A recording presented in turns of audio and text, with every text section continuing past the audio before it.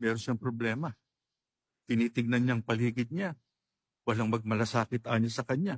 Sino sa inyo ang maaaring ganyan ang iniisip?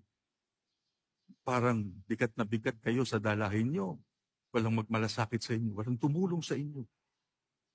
Wala man lang gumawa ng paraan na kayo ay kausapin. Kasi mayroong mga tao ganyan eh.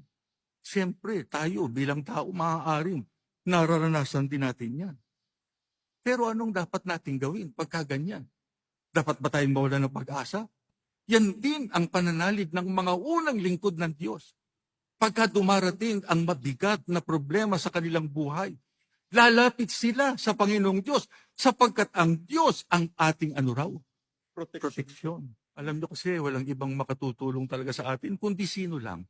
Ang Diyos.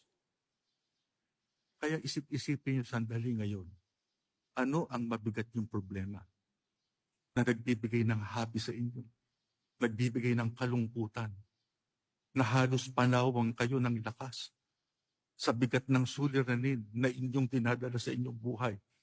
Baka mabigat na karamdaman pa yan. Ano ang mga pagsubok, kapighati ang inyong dinaranas? Bakit hindi ninyo ibuhos sa ating Panginoong Diyos ang mga suliranin niya?